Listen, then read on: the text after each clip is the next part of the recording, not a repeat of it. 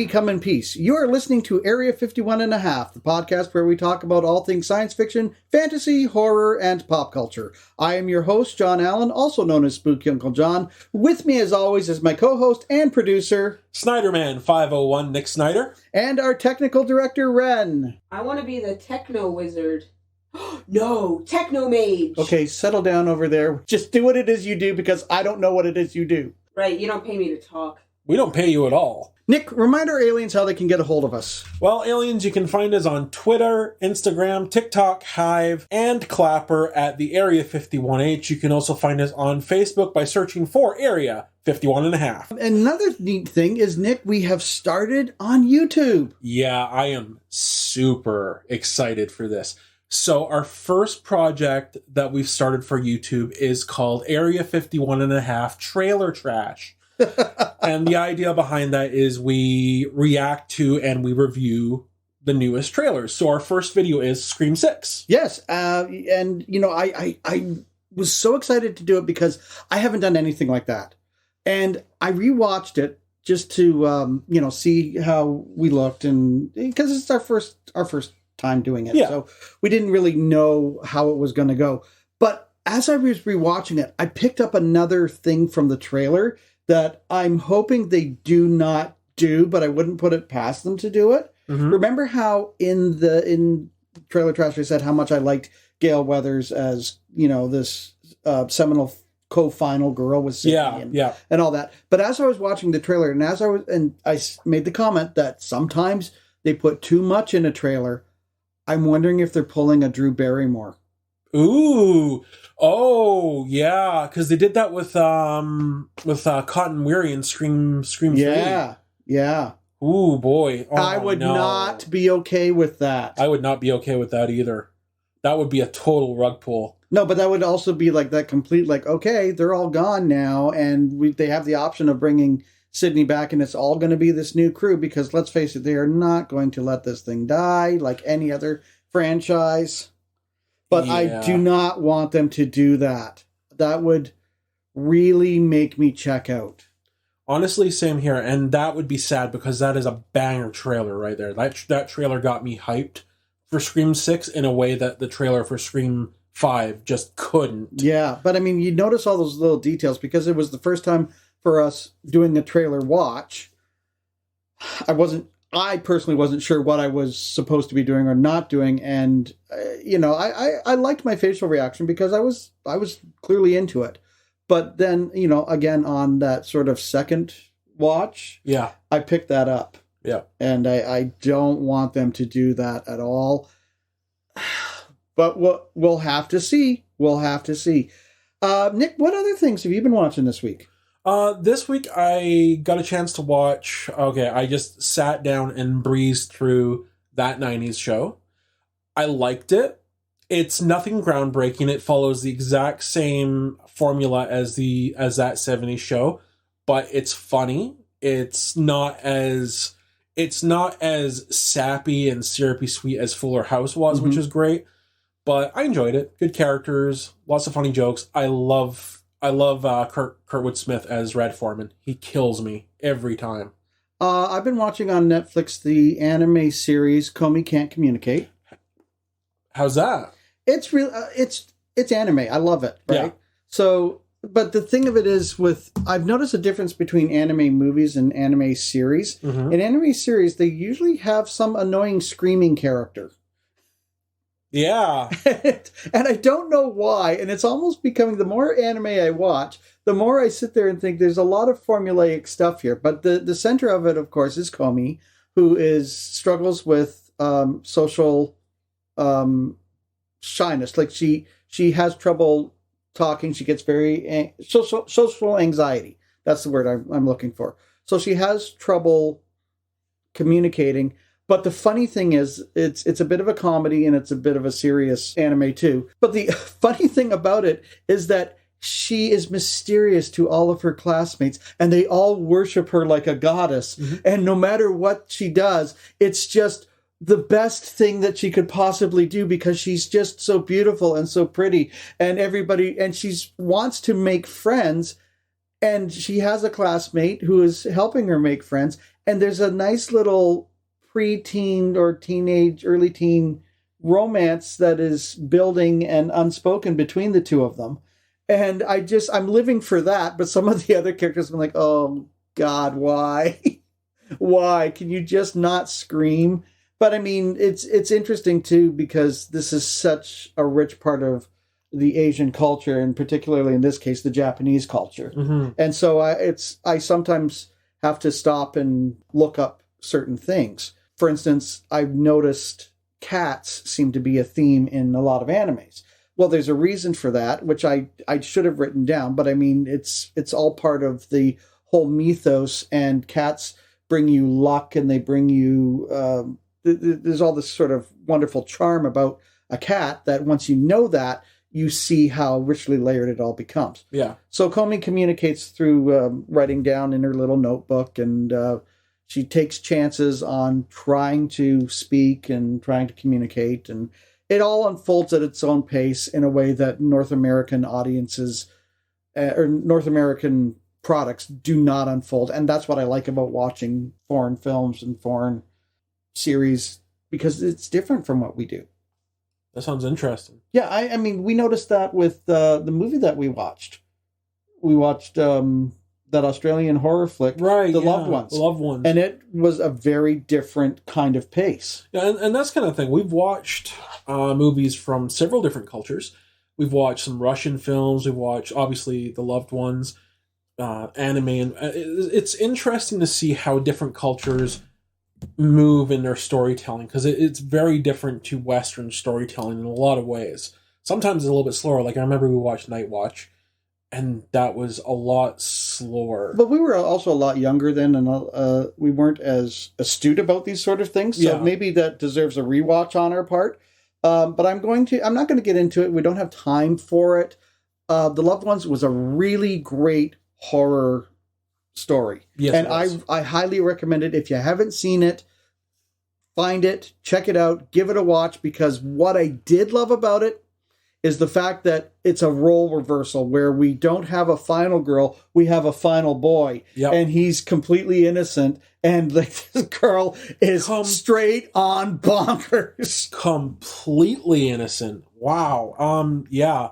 Like, that's the thing, is like, this boy didn't do a thing and he gets put through the ringer. But anyway. Yeah, and I'm going to say, I never thought that I would ever write the words or say the words. I've never rooted for somebody to pee so much in my life. When you see the movie, you'll understand. So the big thing that's really dropped this week, of course, is the premiere of The Last of Us. The series based on a video game, which I never played. I've played it. I enjoyed it. I never finished it, but I have played it. So the online reaction to The Last of Us led me to believe that this was the next coming of Game of Thrones or The Walking Dead or whatever. Like, the online... Right. And one of the big things is, this is how you adapt a video game. Okay. And I will say that right now. Probably the first episode of The Last of Us, probably one of the best video game adaptations I have seen. Yeah, I can see that, because the first act, that opening act where all the everything goes down, everything starts, was very cinematic. I think that's what you told me they're called. They're called cinematic cuts or cinematic clips in video games. It really felt very video game-like, especially when they're trying to get out of the city and you see the planes and all the things surrounding them. I thought that was fantastic. Visually, it was stunning to watch. Yeah, and it is a really... So the details that they put into this thing, like, even the daughter was wearing the exact same t-shirt that the daughter wore in the video game. Like, the details are great. Absolutely brilliant. Pedro Pascal's performance, really, really good. Okay. It's good. Okay. In my opinion. Okay. But here's my thing, though. Yeah, great video game adaptation, but it's nothing new. It's nothing different than The Walking Dead. It's nothing different than shows like that. I don't understand the love for it, other than it's a really good video game adaptation. Okay, so here's my thing, because I don't know anything about The Last of Us at all. Yeah. I didn't play the game. My friend Mark played the game. He has a different perspective, a little bit different than yours and mine. For me, going into it completely without bias, without any expectation, without anything. I loved the first act. Right. Then it got really boring for me, and I checked in and checked out and checked in and checked out. Yeah. And there was some nice visuals, but by the end of it, I was kind of bored. Now, what Mark had pointed out was that this was like the training mission in the game. Yeah. So like that's exactly what you saw. So all the action's going to start ramping up later. I also felt that the runtime of it was a little long for a premiere episode that they're going to kind of do weekly. I wasn't that invested into it. Now, you had mentioned Pedro Pascal. I am not against Pedro Pascal, but I would, right now he seems to be like the it guy. I would like to see a series that doesn't star Pedro Pascal. I mean, this character could have been any actor.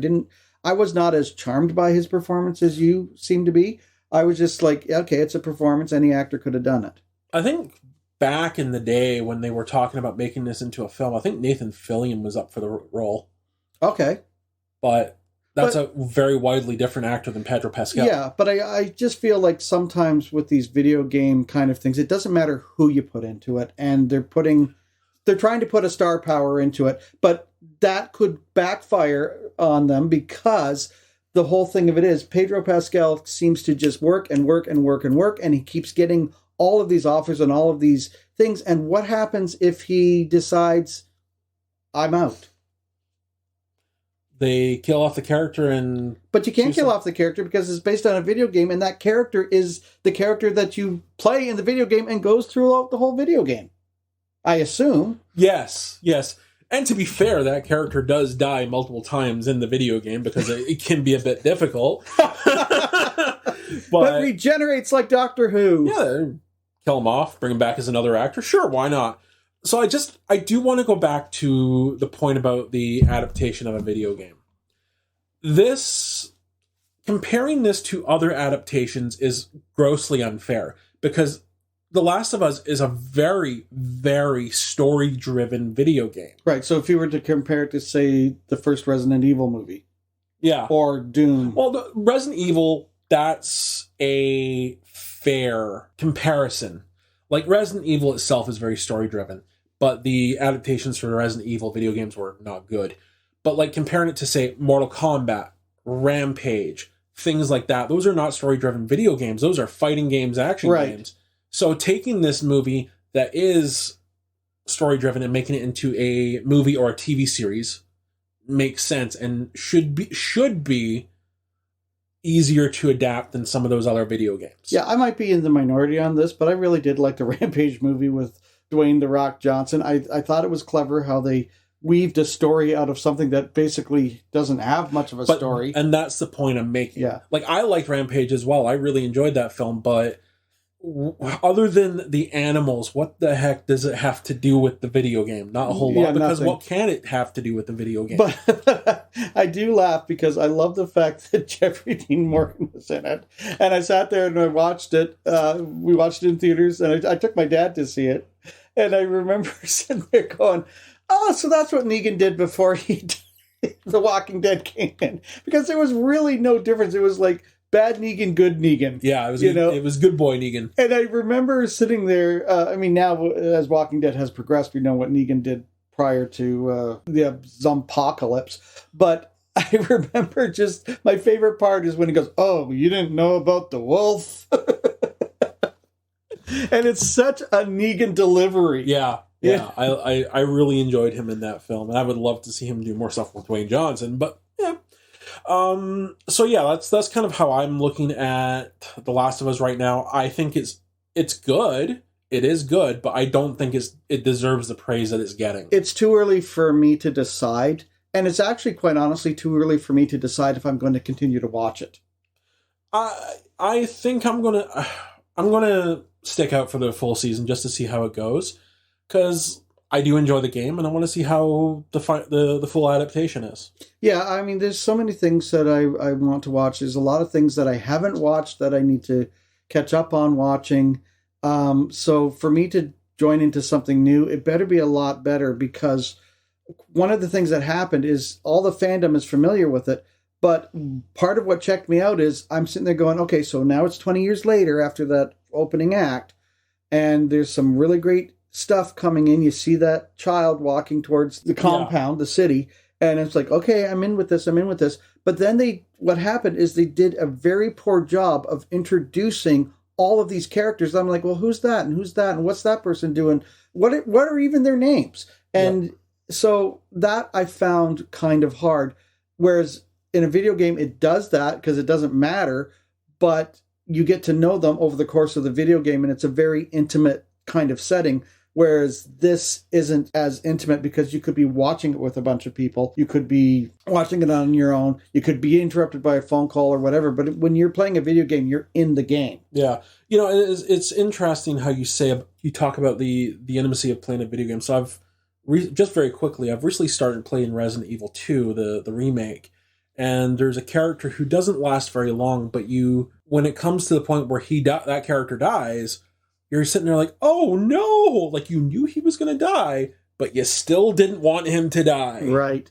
Well, for me, it's too early to tell yet, so we'll have to give it another chance and see how it unfolds and see how it goes. Maybe my opinion will change, maybe it won't. But having said that, aliens, it is now time for Nick's Pop Culture Roundup. All right. So it's been an interesting week, but I'm going to start off with this. Sean S. Cunningham, one of the original creators of Friday the 13th, after some long-running legal battles with different production companies claiming that they own Friday the 13th, Sean S. Cunningham is finally getting into a reboot of Friday the 13th, which will be a movie. There is a TV show coming out, which is a prequel, but that's not going to be related to... No, isn't that called Crystal Lake? Crystal Lake, yeah. Which I don't think is necessary, but that's me. So he's rebooting Friday the 13th. He's also going to reboot House, which the movie House, not the TV show with Hugh Laurie. No. Okay, so I have a couple questions. Okay. First one is why? Because he wants to make money. Why else do any of these people do this stuff? I know, but it harkens back to our last podcast where I said, stop beating franchises to death and give me something new. Well, I mean, I wouldn't say he's beating it to death. We haven't seen a House movie since the 90s. I saw our technomage shaking head no here. What was your thought on that, Ren? I need to know. Sometimes reboots are fun. Yeah, but I just I don't disagree with you. Sometimes they are fun, but I want something new. I mean, it's just James Bond is 60 years old. Like the problems with WB and the Snyderverse and the Gunverse and Phase 4 of the MCU and yet another zombie-like apocalypse. And Mark's big thing is, well, it's different because it's spores. I don't care what it is. They're still like zombie things.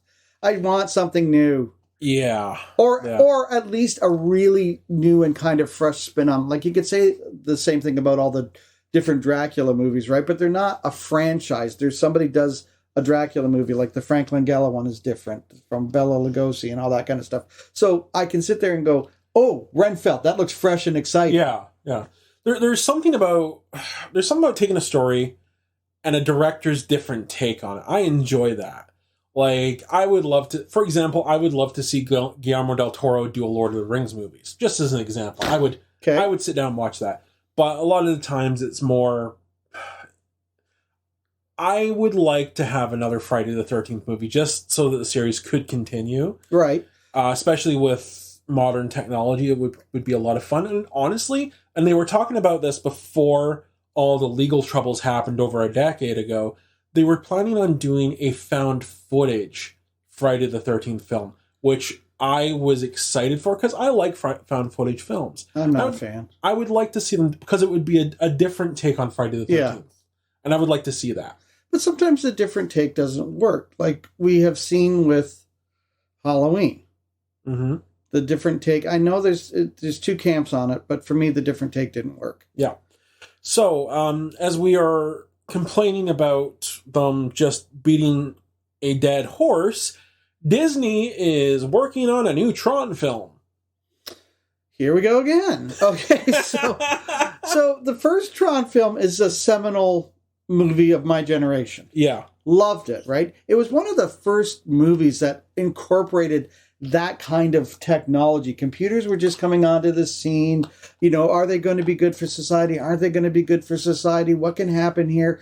If you give it a rewatch by modern audiences' point of views, it could be a bit of a slow burn until he gets sucked into the Tron machine. Yeah. So Bruce Boxleitner's there, right? But it's this first Tron sequel that they did was okay. I didn't mind it. It was fine. I enjoyed it. I own it. But I don't really see people clamoring for a Tron trilogy. So Is it because they're making a ride? Is that why? Oh, probably. So it's going to be directed by Joaquin Renning, and Morbius himself, Jared Leto, is set to star. Okay, you say that like that's a bad thing. I want to be clear here. Jared Leto starring in something isn't a bad thing. He had a bad script with Morbius. He was the right choice for that character, but the script was terrible. Fair, but it sounds like Leto is spearheading this one, and he also spearheaded Morbius, so... Okay, but again, putting the money into it is one thing. Writing it is another. He didn't write it, but maybe he should have said... And listen, you and I both know, all three of us are involved in theater. We both know that sometimes a script reads better than it plays, and sometimes a script plays better than it reads. Fair enough. So I'm not going to judge him on that. I just sit there and go, okay, vanity project, maybe. I don't know. I mean, listen, I'm being a bit hypocritical. I'll check it out, but I question why. At the end of the day, I grew up watching Tron. It came out a couple years before I was born, and I literally grew up on this film. He grew up watching Tron. That's cute.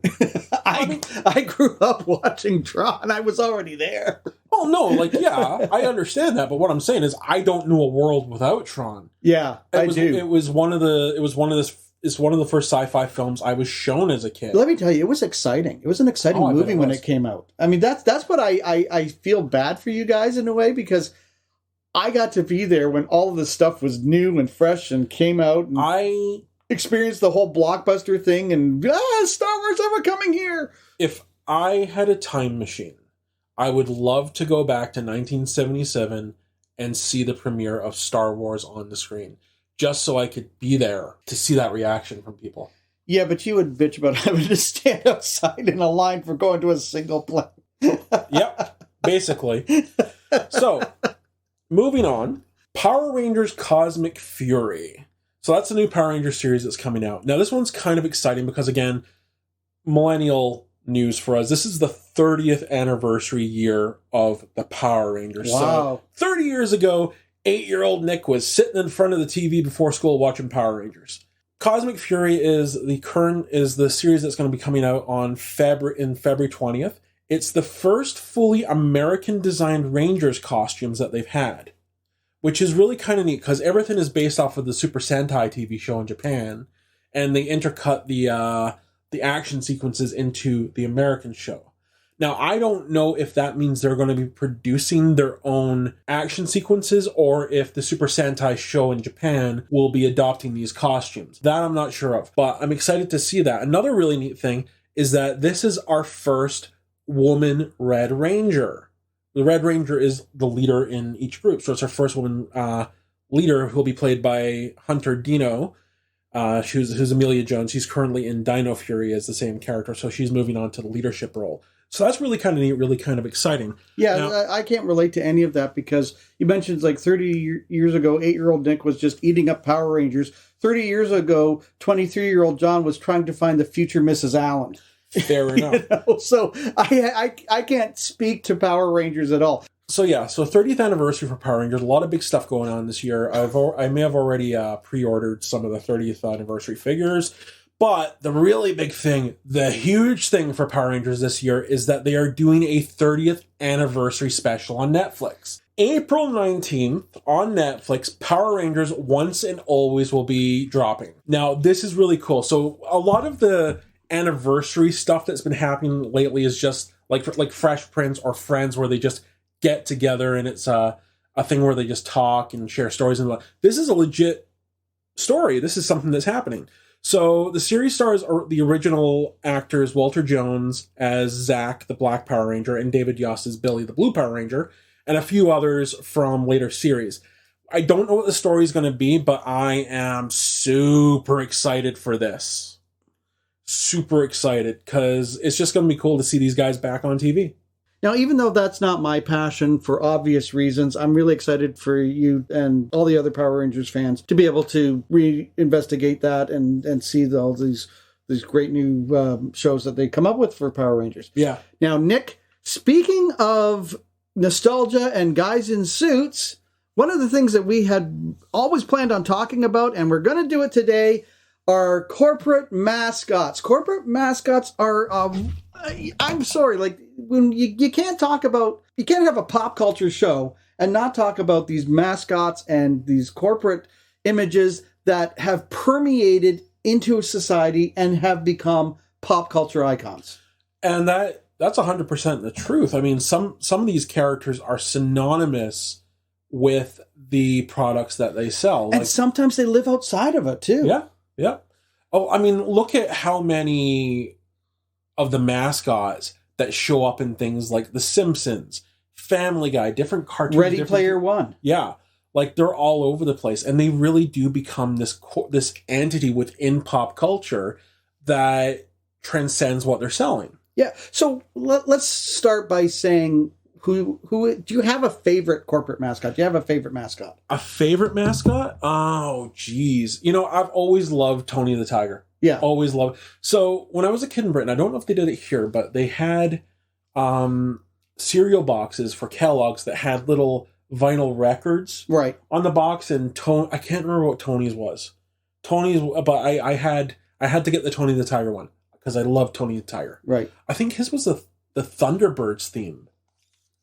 It was such a weird thing. It was such a weird little thing that they did. But yeah, I love Tony the Tiger. Who is your favorite? Well, before I say that, it's I want to point out that Tony the Tiger was voiced by Thurl Ravenscraft, who also did the singing on How the Grinch Stole Christmas. Yes, you're a mean one, Mr. Grinch. So I mean, like, that's fantastic voice casting, because only he with that huge baritone voice really could have done justice to Tony the Tiger going, "They're great." Yeah. So it's not so much that this one is my favorite, but I grew up with this, with the commercials and everything like that. I really miss Ronald McDonald and the McDonaldland characters.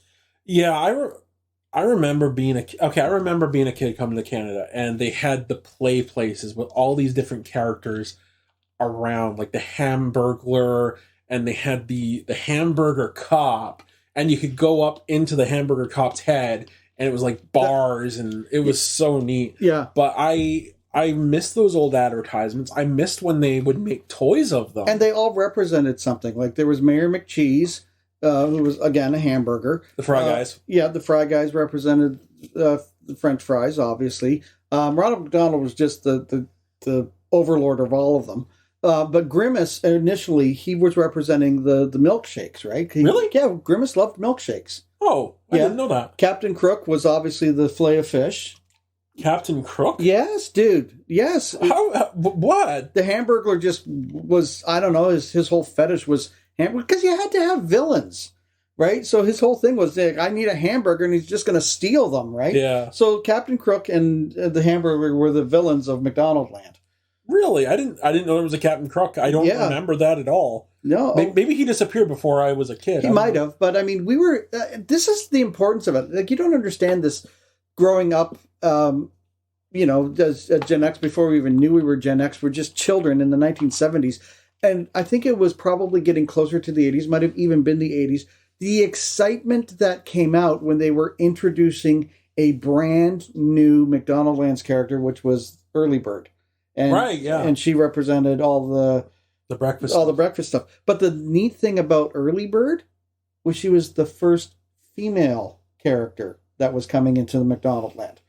And then you got, like, the little nuggets and whatever. Oh, I remember the little puppet nuggets. But I miss that. Even as an adult, I miss that, because I think that it really helped them sell McDonald's as a really friendly, family oriented place that you could come to. And Burger King tried themselves by actually making the Burger King. Yeah, and the Burger King kids. Yeah, Burger King kids. Yeah, that was the 90s. They had these.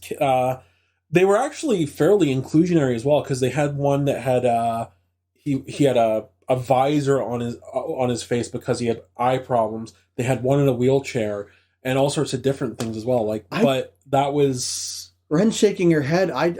Was this a fever dream you had? I don't remember this at all. No. So now that we've paused and we've looked at some videos, I vaguely remember it, but I think it was different in the different countries, because as we looked it up, you said that it was actually a British marketing campaign that... British marketing company. British marketing company. But the reason I don't remember them is because the commercial that we first saw where they animated and they all came to life didn't play here in Canada. Yeah, that was clearly an American ad, but then we watched another one where it was just a little girl at a table with the kids' club bag. So that's why I don't remember them, because here in Canada, at least, they wouldn't have become iconic. Even the toys that you got in the kids' club bag were in that commercial were Beetlejuice toys. Yeah. They did have, I remember they did have some kids' club toys for Burger King, but... But there again, in the 90s, I was an adult. I wasn't exactly paying attention to kids' meals. That's fair enough. So, aliens, let us know if you remember the Burger King Kids Club. Add us at the Area 51H, or find us on Facebook and let us know. Yeah. Because I'm curious. But they weren't really, were they the mascot? Was the Burger King still around? The Burger King wasn't being used in the 90s at all. It was just, I didn't know the Burger King character until the 2000s when they started doing those ads where the Burger King would just show up. Yeah. See, now the Burger King, when he first premiered, was actually an actor. Yeah. Dressed as a king. And he had a magic ring and he would perform these little magic things. And there was, yay, the Burger King. And then we got that monstrosity that shows up with that massive head based on that actor's look, where you're just like, wow, okay. And the thing, frightening. The thing I love about that Burger King is because that Burger King started really playing into the earliest aspects of meme culture online. Yeah. Because there was always memes about Burger King. One of my favorite ones is just the Burger King standing looking at someone over their fridge door going, "Where's your God now?" Which is really one of the most accurate things about that character. I don't think he actually said no, he doesn't say that, and they just put that caption on it. Okay, so it's a meme. This works perfectly, because a little later on we are going to talk about some forgotten mascots, and this is perfect for that, because again, I don't know that the kids club were really the face of Burger King, or they were niche to kids, right? Yeah. Yeah, so, they were definitely there to sell fast food to kids. But I like the fact that it was massively inclusive. That's really cool. Yeah. But I don't think we can go on with this conversation much longer without getting into the history of corporate mascots. Yeah, so the history of corporate mascots is an interesting one. So the first real corporate mascot appears to be the Quaker Oats Man. Yeah, it makes sense. Yeah, so that was back in the 1800s. Because he's a Quaker. Yes. And he's shilling some oats. But mascots didn't really start to become popular until sports teams got into it, right? Right. Now, the Chicago Cubs were the first to have a mascot. Right. And their very first mascot, was a taxidermy bear. And it's every bit as creepy as you think it is. I saw a picture of it. It's utterly terrifying. Because they have it standing upright, and its mouth is gaping open, and it looks terrible. It's the poster for Cocaine Bear. Basically. If Cocaine Bear came out in 1909. Oh my gosh. And then they moved to a live animal for a short period of time. Yeah, because what could go wrong with that? Yeah, I know. And then the Cubs were without a mascot for close to 100 years, and then they introduced Clark the Bear in 1904. Clark. I know, that's such a random name. But yeah, so from there, other sports teams started getting into it, and the corporation started getting into around mid-century. Yeah. What cracks me up is the mascot comes from a French word, which is mascot. Mascot. Possibly Mascotte. I don't know what the No, inflection. Mascotte would be Italian. Yeah, that would be Italian. But yeah, it means lucky charm or good luck. Really? Yeah. Bit on the nose for General Mills with their leprechaun. I know, right? Oh, good old lucky. But yeah, and that's the thing is, like, I think cereals have really taken a hold and still continue to use mascots where other products have not. Like, yeah, they're the ones that really became into our childhood and our pop culture. Like, you can dress up as Count Chocula for Halloween. Yeah, exactly. You can dress up as Ronald McDonald for Halloween. You can dress up as a ton of them. The Lucky Charms. No, but I mean, there's an actual costume that you can buy. An actual Count Chocula costume. Like, you can dress up whatever you want for Halloween, whatever you make homemade. It's not like McDonald's is going to sue you. They'll probably give you a free Big Mac for all the advertising. It's like, hey, great. But, it's like, there is an actual Count Chocula costume that you can buy and go out as Count Chocula. That's beautiful. I didn't realize that. No. Yeah, and let's talk about those ones for a minute, because that's really interesting. We all know Count Chocula. Yeah. We all know Frankenberry. Yeah. We all know Boo Berry. Mm-hmm. It doesn't end there. There was a werewolf and there was a mummy as well. Of course there was. And I don't know if it's still, I mean, we're not in the United States of America, so I don't know if you can go to your local Piggly Wiggly and grab them off the shelf, but they definitely existed at one point, and that was the Fruit Brute and Yummy Mummy, and they were fruit cereals. Yeah, I see you biting your tongue on the Yummy Mummy part. Mm-hmm. Mm-hmm. I can't say it. No, we try to keep this family friendly, dude. Uh-huh.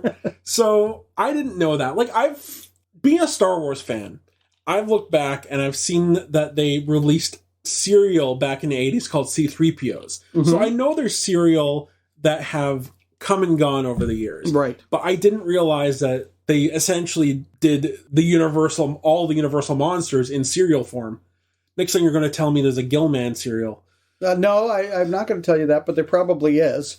But it's not related to that circle of friends. But it blows my mind in a way, because they bring all these sort of cereals into it, and it's just there for a hot minute because they're trying to capture the popularity of something. Yeah.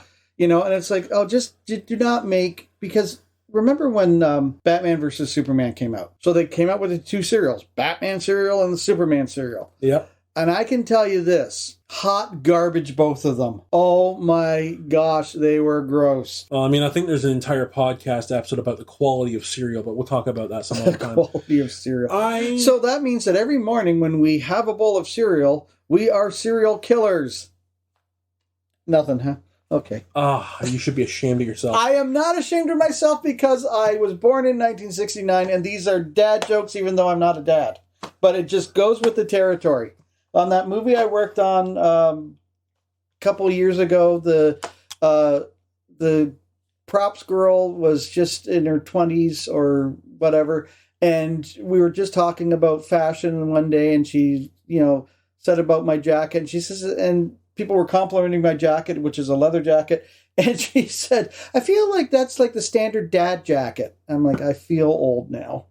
So I'm sorry. You feel old. Power Rangers is 30. It just goes with the territory. Power Rangers. Oh, listen to him. Power Rangers is 30. Yeah, boo-hoo. Elvira is 40. And Star Wars is coming up on 50. Like, shut up. Just shut up. You have nothing, fetus. Oh, now I feel attacked. But anyway. As you should. Back to our mascots. To our mascots. Here's the thing. I remember, the rooster for cornflakes has always been a thing. But during the 90s, they tried to turn it into a legitimate mascot instead of just that. Instead of a corporate logo. Yeah, instead of a corporate logo. And that didn't do too well. But they had the more cartoon-centric rooster for the advertisements and for a very short period of time on the cereal boxes itself. Yeah. But that didn't gain the traction that... And didn't they name him Cornelius or something Cornelius. like that? Oh, yeah, the rooster's always been called Cornelius. Yeah. But, that's something that they tried. Just blew Ren's mind on that one, I think. Don't think they knew that. So... but yeah, it's really so fascinating because, like, I think the cereal mascots are really what speak to us because that was our first introduction, to pop culture as children, because that's what we saw every morning. Our mothers would plunk down the cereal, they'd plunk down what we'd like. But for me, like, my mother didn't want a whole bunch of sugar cereals, so they were like a treat. So, like, we got Rice Krispies with Snap, Crackle, and Pop. Yep. They were fantastic. We got Corn Flakes. That's a throwover for my grandmother. And there's a whole history about Corn Flakes that you guys can look up if you want, where we're not going to discuss on this show. I just can't. Just the reason why it was made. Yep. It wasn't made to be a breakfast cereal. It was made to be something else. Dr. Kellogg was an odd gentleman. Let's just leave it at that. So, you have the cereal mascots, you have the fast food restaurant mascots, and some of them have come, some of them have gone. But the really neat thing is that you have these other mascots that are human. Yeah, and I want to make they're kind of a breed unto themselves, because there's a difference between a spokesperson and a mascot. Yeah. Like, I remember George C. Scott doing the only commercial he ever did, which was to talk about an automobile. And the whole script of that commercial, with George C. Scott being the spokesman for that particular automobile, it starts off with, "I don't do commercials ever. So you know that if I'm telling you about this car, I love this car." That was the kind of thing. It's the only commercial George C. Scott ever did. And one thing I'll say about that commercial, I have never seen it, but just knowing what I know, George C. Scott's performance in that commercial is probably better than any actor working today. It was Emmy-worthy. It was Emmy-worthy. But then you have, like, Jamie Lee Curtis, right? Where she was... Activia. She was hawking Activia, and she was talking about board games. So there's a difference between because celebrities will go over to Japan. Oh, and they will do commercials that they will get paid millions of dollars to do the commercial. They're doing that here. I mean, look at the Matthew McConaughey's. I think it's the Lincoln ad that you did for Lincoln Cars. Yeah, like a lot of them are starting to do that stuff here. Of course, Jamie Lee Curtis doing Activity. Yeah, but they're getting paid. But they're millions and millions. I just love the running joke that they put in Hot in Cleveland with. Because Victoria Chase is supposed to be, and she does that. She goes over to Japan and does the absorbent lady pants. Oh my God! Yeah, commercial, and she's so vain, and she keeps getting recognized for being absorbent lady pants. But yeah, so there's a difference between a spokesperson and a corporate mascot, but sometimes they blend. Yes, and I'm going back to when I was a child, 1970s, 1980s. Where you had the Maytag repairman. Right. And the Maytag repairman, there was an actor that played him, and the whole point was that he was so bored because Maytag products never broke down. And then that actor retired or passed away or whatever, and they hired Gordon Jump from WKRP in Cincinnati to be the Maytag repairman. But the big one was, before the Charmin Bears, there was Mr. Whipple. And he ran a little grocery store, and his whole thing was that Charmin was so soft that all the women, because it was, women shopped back then and men didn't. It was all very sexist now, but to the time, maybe not, because there were mothers at home doing those kind of duties. They would come in and they would squeeze the Charmin, and he'd be so vexed. And he's like, "Please, don't squeeze the Charmin."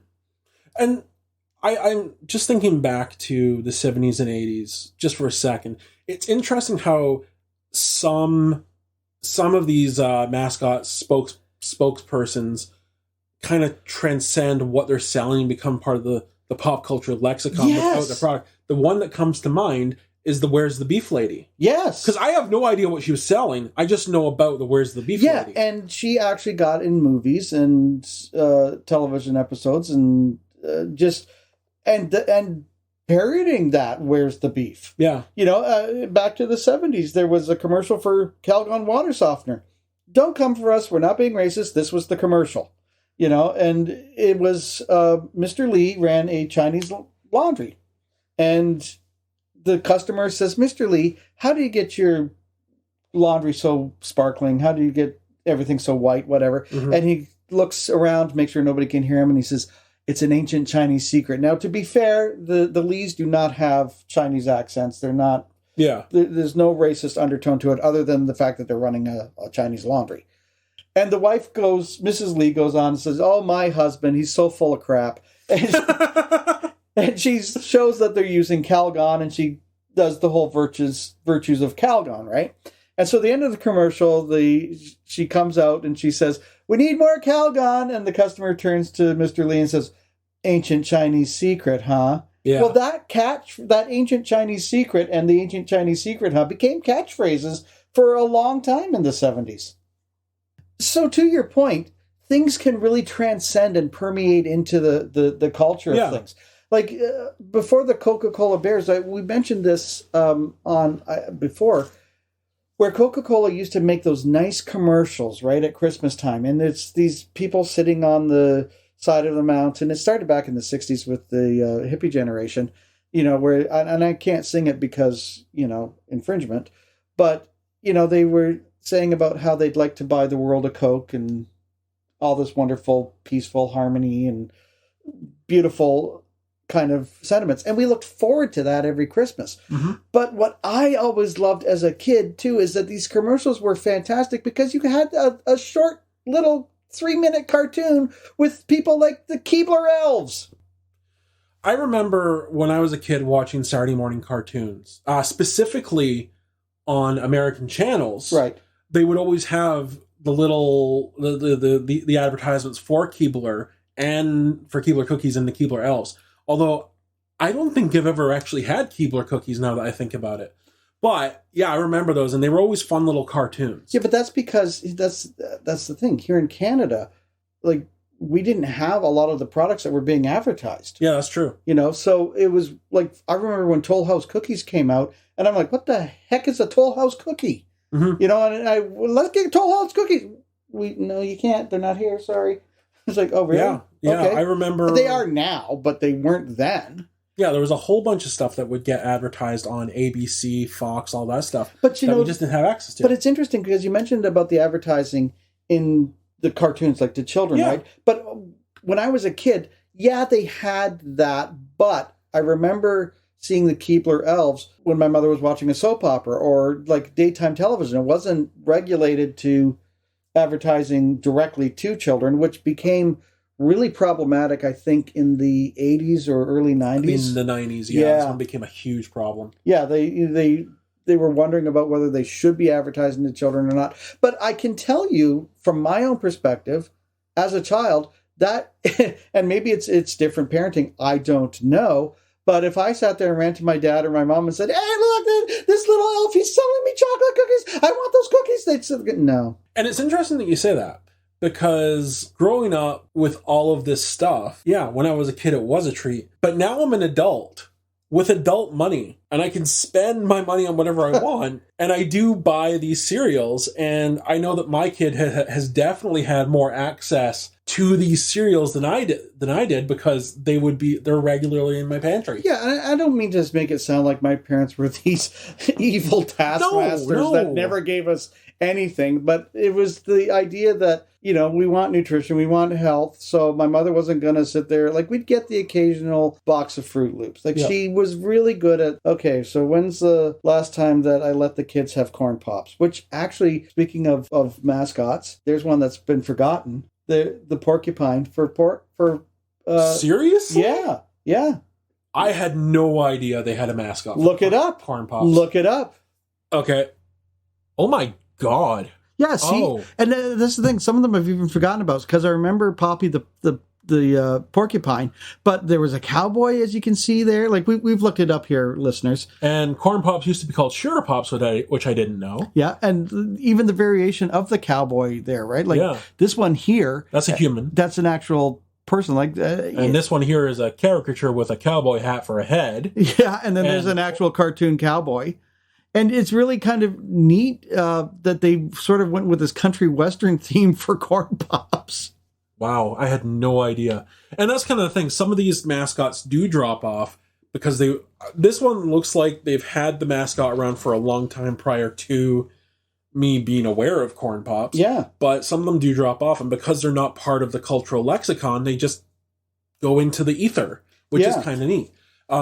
Just talking about forgotten Mascots for a moment, I look back at, and I was telling my kid about this.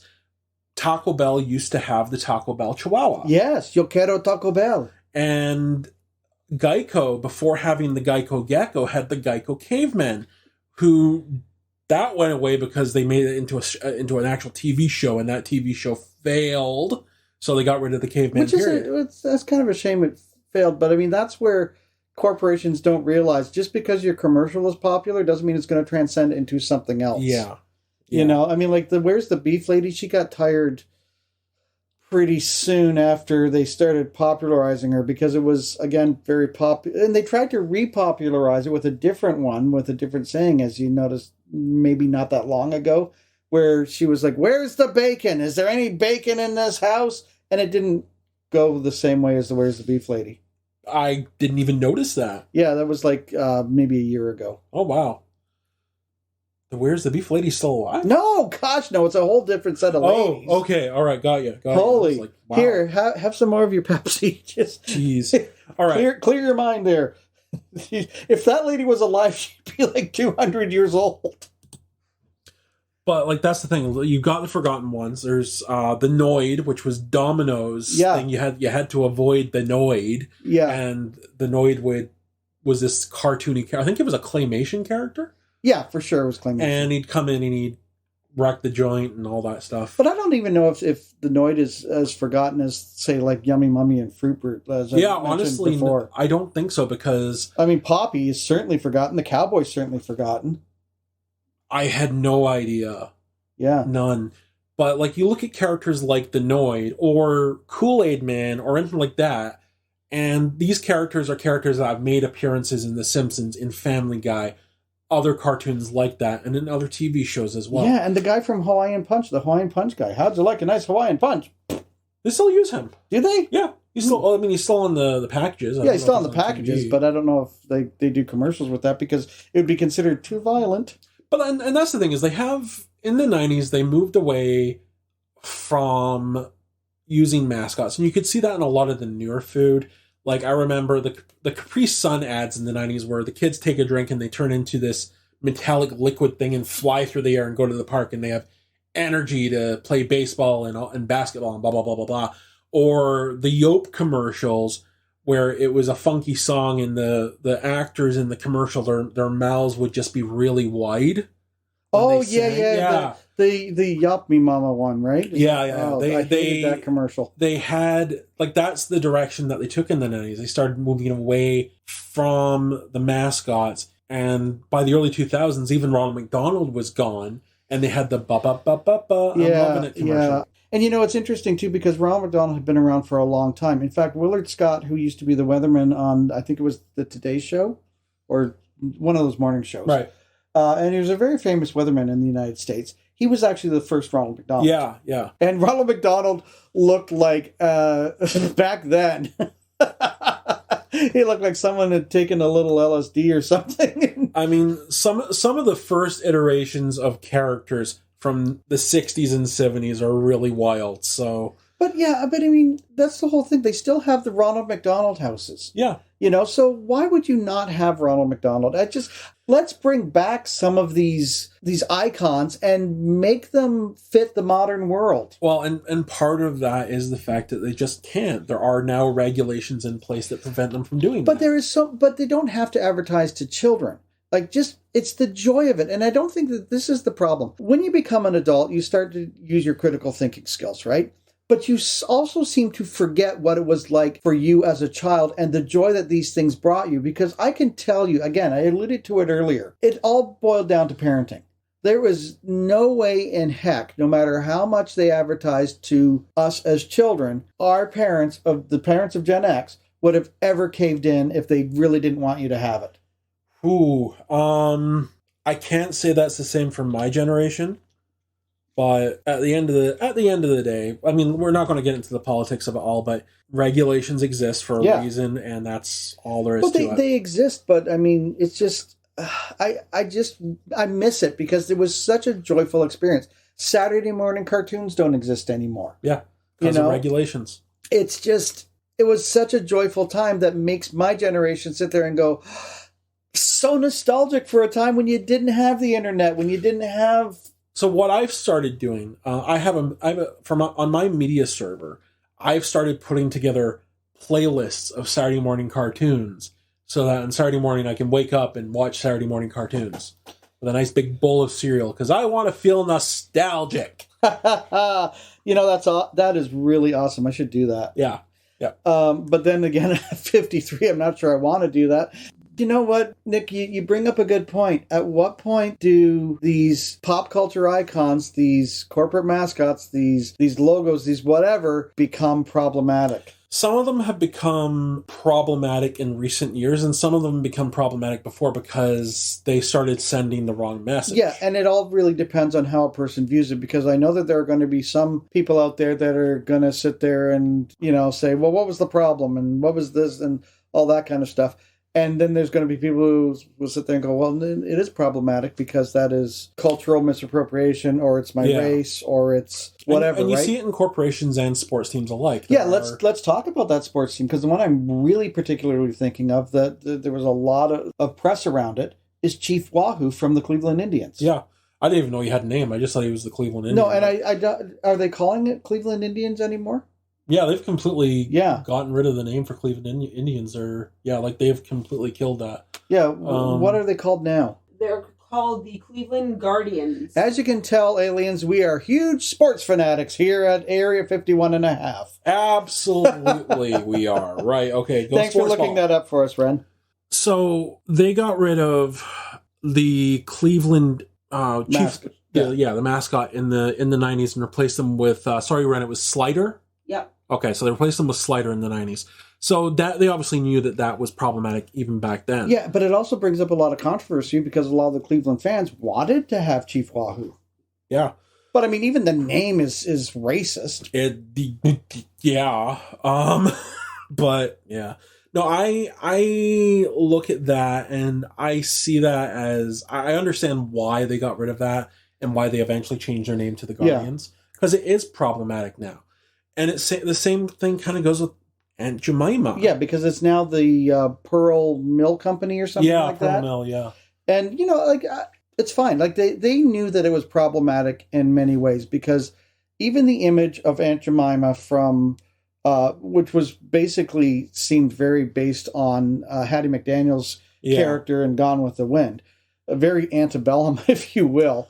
They changed it. They modernized her so that she didn't look like that, and she looked more like Diane Carroll. Yay! But even as such, that wasn't really enough in the idea of cultural misappropriation, and also the fact that Aunt Jemima, despite what you may have read, folks, was not a real person. It was an actress and a character that the corporation came up with. So just saying. Yeah. And going on the idea of antebellum as well, they've even changed how the Colonel looks now. Yeah. Instead of the white suit with the bolo, he now wears a red KFC apron. Not always. I did see a commercial where an actor playing the Colonel slid in the whole white suit. I wonder. But that becomes very difficult because Harlan Sanders was a real person. That is how he chose to dress. He was not a colonel, but that's what he went by. And it's really kind of fascinating because that becomes a really tough one, because we all do kind of love Colonel Sanders, but we also don't want it to be triggering.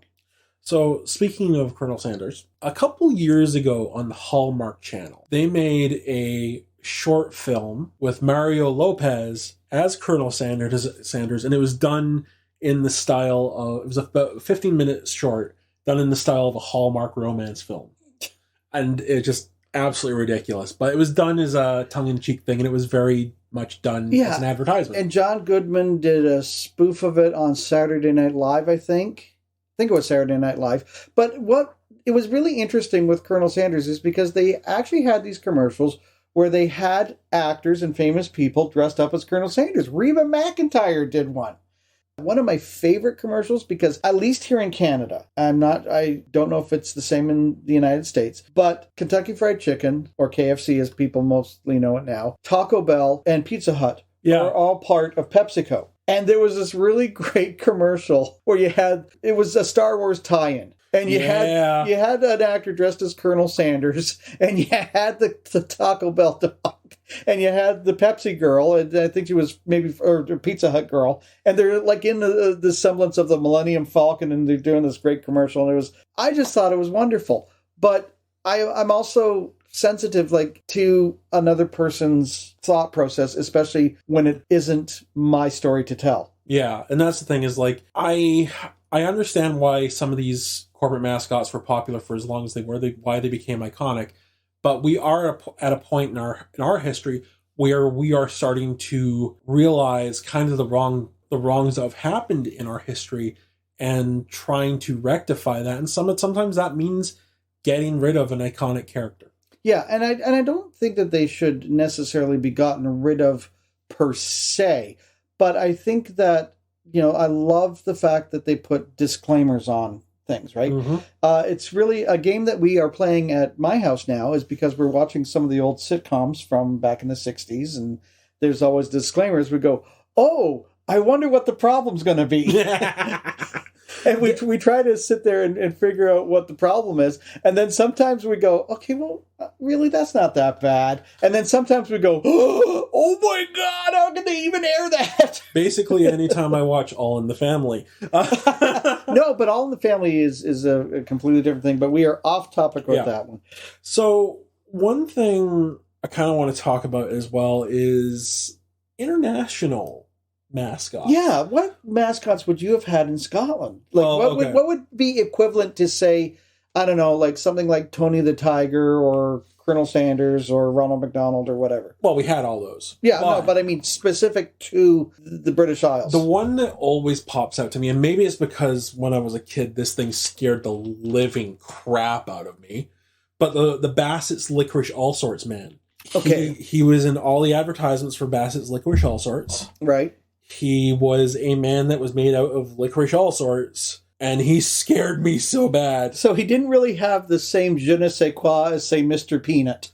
I want you to imagine this advertisement, John. You're in a house. All right. And a live man, made of licorice, it's a guy in a suit, but made of licorice comes in and just stares at you. How is that not frightening? He just stares at you like... I don't remember the whole ad. Does he tilt his head like Michael Myers? Does he sit there and breathe heavy like Kane Hodder as Jason? Or like how the Burger King would just stare at people. But anyway, he scared me as a kid. I had nightmares about this guy. I also slightly blame Doctor Who, but that's a whole other conversation. I wonder if some of the people that are like in charge of these things really think them through. I honestly think some of the people in charge of these things are like, all right, how can we scare the kids today?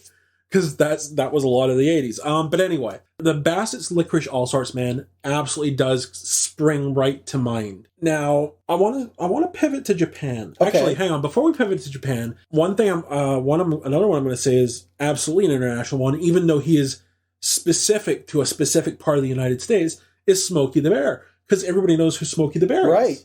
But that is a huge thing, even though he's for the U.S. national parks.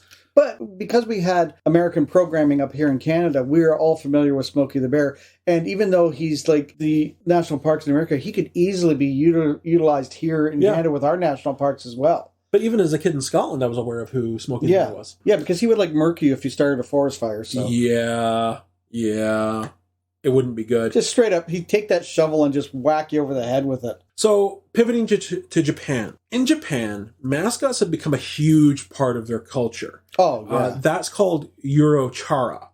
And Eurochara are mascots in Japan that represent certain cities or regions. Typically stylized in chibi or hyper cute. Like, they look like baby anime characters. And they're all sorts of different animals and whatnot. They're really cool. Now, there was something that happened that kind of brought this whole Eurochara thing to light in North America. So there was one called Shitan. Shitan was a rogue mascot, a unofficial mascot for the city of Sasaki, alongside its official mascot of Shinjuku. Now, the host of Last Week Tonight with John Oliver, who of course is John Oliver, got wind of Shitan, who he had a rather rude social media presence and he was violent. You want to chime in there, Ren? You're saying its name wrong. How do you say his name? Cheeton. Cheeton? Cheeton. Cheeton. Okay. So forget the whole Cheeton thing. It's Cheeton. Okay. So he was violent and he was very rude on social media. So John Oliver created his own Eurochara called Chijon. And then that started a rival between John Oliver and Cheeton on social media. Just absolutely hilarious stuff. And Chijon is still very active in Japan, in Sasaki. There's really neat stuff. I think it's really kind of cool how the Japanese will take something that definitely started in North America and mold it into their own thing like that. Yeah, and it's really fascinating too because, I have that friend that I talk to quite often in Finland. Yeah. And it's amazing when you start getting into different cultures too, because even though this character is not a corporate mascot, there is so much product out there and they have appeared in commercials and everything else. And we're talking about the Moomin Troll. The Moomin Troll. Moomin. Moomin is this huge, I hope I'm pronouncing it right, but it's these little, they will get insulted if you refer to him as a hippo, but I don't know what else to refer to the look of Moomin as. And there's all these characters, and they have an amusement park, he's on all kinds of products all over the place in commercials. Moomin is the thing for Finland. I love him or hate him. Interesting. And it just sparked a thought in my head. Something we didn't actually talk about is a character who starts off as just a character, but transmogrifies and changes into the company's mascot. And the first thing that pops into my head is Super Mario. Oh, yeah. Because Super Mario initially started as Jumpman, and then they made him his own games, and then he eventually became the mascot, the face of Nintendo. Yeah, when he was in Donkey Kong, and I remember, Donkey Kong I had to go to an arcade to play Donkey Kong. And we didn't know who that was. It was just the little plumber guy, whatever, right? Yeah. And even then, we didn't even know he was a plumber. He just looked like a plumber, and somebody said, no, he's a plumber. So, okay, he's a plumber now. But yeah, it's really interesting, these things, because you sort of alluded to something else that we haven't quite talked about yet. And that's when we sort of hit on it with Colonel Sanders, but that's when an actual person also becomes the mascot. Dave Thomas for Wendy's. Absolutely. He named Wendy's after his daughter. You see the logo, and that's Wendy. And there were commercials that actually had an actress dressed up as that Wendy's look. Oh, really? Oh, yeah. Oh. But it didn't really work. And then Dave Thomas started doing something because he was adopted. So he does these things for adoptions. And he started doing these commercials instead of hiring somebody because they were trying to, save money or whatever. But Dave Thomas became so popular as Dave Thomas that he almost became his own mascot in a way, right? And there were all kinds of wonderful commercials with Dave Thomas, like one where he's supposedly biking through France and he's like, hey, bonjour. And I have a baguette. I don't know why he was biking through France at the time, but he was so affable and so likable that it made you want. He even became more popular than Wendy's Where's the Beef Lady. Yeah. I remember all the Dave Thomas ads from when I was a kid, and I remember it was kind of sad when the news came out that he died. Yeah, and so I think it's kind of brilliant in a way that KFC is keeping the image of Colonel Sanders alive, but I wish they could modernize it a little bit more. I don't know how you could modernize Colonel Sanders, but still hit home. You can keep the white seersucker suit, okay? Okay. But let's get rid of the little Kentucky Bolo thing. Let's put him in a suit. Yeah, that's fair. That's fair. But, Nick, there are just so many of these things. We don't even have time to talk about them all. There's the Tidy Bowl Man. There's Mr. Clean. There's even cereal ones that we haven't mentioned, like Dig 'em for Sugar Smacks, the Sugar Bear. Yeah, Dig 'em, right. There's just a ton of these around that I would be interested to know what all of the aliens remember and who their favorite ones are. And the influence that these mascots and characters have had on culture in general. There's cosplayers that dress up as these characters. I know of an artist that takes these characters and turns them into horror characters, which is so cool. I've seen some of that. Oh my gosh. But yeah, so cool. the influence of all of these corporate mascots in pop culture is undeniable. We've just honestly scratched the surface. Any one of these topics could have filled a whole show. Oh yeah, I know, right? But that is all the time that we have for this episode of Area 51 and a half. Nick, remind our aliens how they can get a hold of us. You can find us on Twitter, Instagram, TikTok, Hive, and Clapper, as well as now YouTube at the Area 51H. And of course, you can search for us on Facebook by looking for Area 51.5. And remember, we would love to hear your input about this topic today, about who your favorite corporate mascot is and what they mean to you. And of course, don't forget to like, subscribe, share us with all your friends and enemies. For Nick and Ren, this is John Allen signing off from Area 51.5. Thank you for joining us on our landing pad. That was a good idea. Yeah.